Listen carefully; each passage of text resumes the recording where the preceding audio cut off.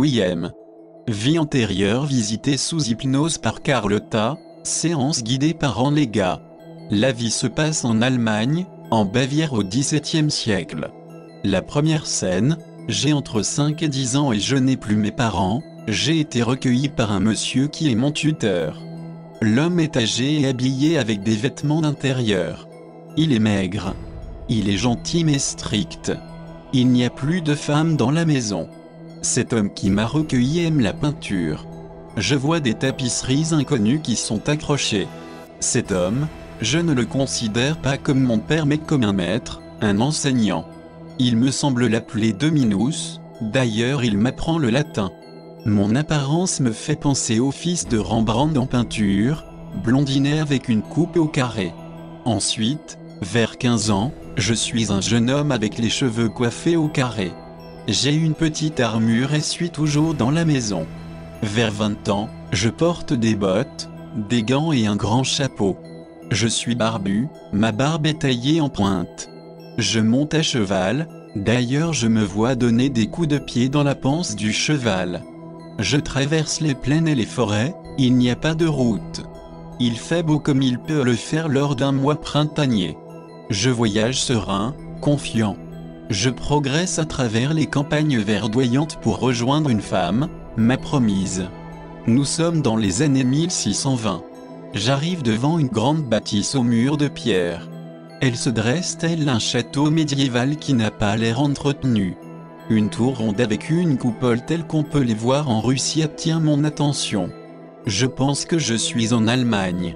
La lettre G me vient.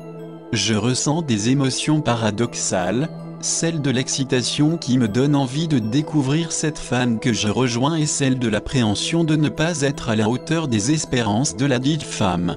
Ma promise est jeune, très jeune, 16 ou 17 ans et paraît très innocente.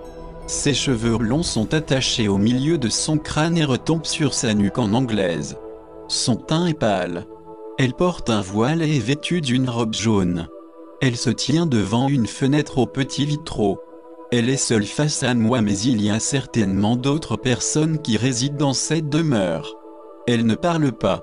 Son visage m'est inconnu. Un nom me vient, Warine.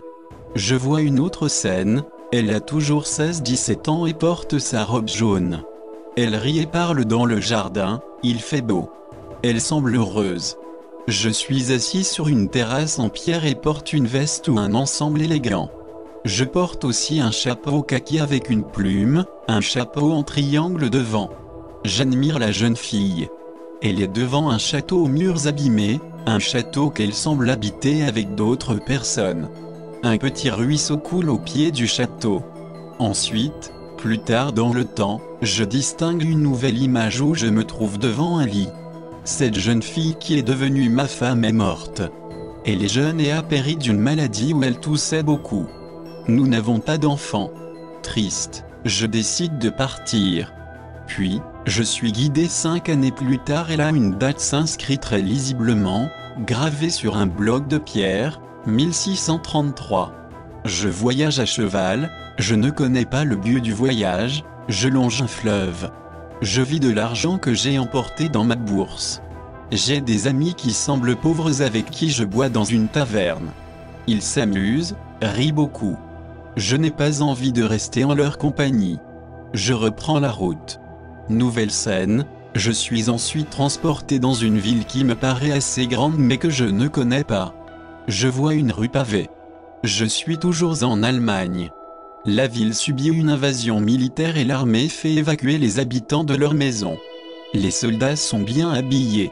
Ils sont vêtus de vestes assez longues, leur costume est bleu et blanc et ils sont coiffés d'un chapeau foncé à cornes, certains portent même une perruque blanche nouée en queue. Ils me font penser à l'armée française. Une année me vient 1645 et un nom Willem K. Je semble être âgé d'environ 40 ans.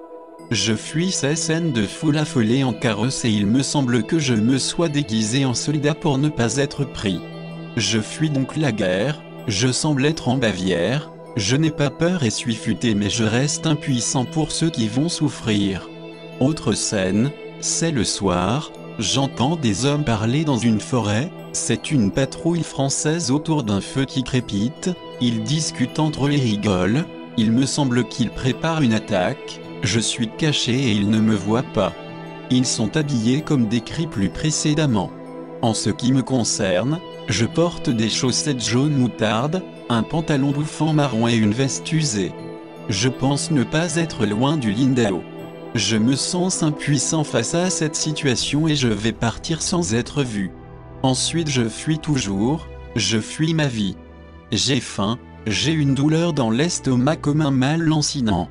Je me vois vers 60 ans et je suis malade, je m'écroule sur une table de taverne et je meurs seul. Je vois la scène de mon retour dans l'au-delà après cette vie. Je suis dans l'antre d'un endroit qu'il m'est difficile à décrire. On dirait une très vieille église qui aurait subi de gros dégâts, elle est ouverte, sans toit. Je vois le Christ crucifié. Je suis désincarné et je veux rencontrer Dieu. La Vierge Marie, vêtue de bleu m'apparaît dans un halo blanchâtre à ma gauche. Elle m'attire, sa présence est réconfortante. Elle me dit de revivre, que cette vie est gâchée et que je ne devais pas rester seul. Elle ne m'en veut pas et elle me donne la possibilité de nouveaux choix, je décide de revenir sur Terre. Note complémentaire, après quelques recherches sur Internet, j'ai découvert qu'il y avait eu une guerre de 30 ans en Allemagne à cette époque, ce que je ne savais pas avant d'effectuer cette séance. De plus, il y a eu une invasion française commandée par Turenne, le 3 août 1645 lors de la bataille de Nördlingen, ville, située en Bavière, qui a été décimée de la moitié de sa population. J'ai trouvé aussi la bataille de Mergentheim qui a opposé les troupes françaises aux troupes bavaroises le 5 mai 1645. Il me semble que j'ai fui cette bataille et que la date 1645 corresponde bien à des faits historiques réels dont je ne connaissais pas l'existence.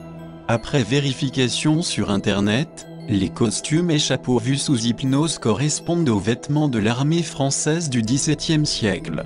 À mon retour dans l'au-delà, Enlega pense que mon guide a pris l'apparence de la Vierge Marie, représentation utilisée selon ma croyance au XVIIe siècle, pour me rassurer et m'attirer vers lui car je semblais perdu.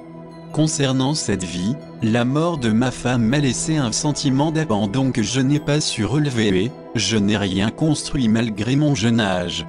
Il me semble que cette vie fut extrêmement passive et inutile. À la narration, Thomas. Musique et enregistrement, Xenica.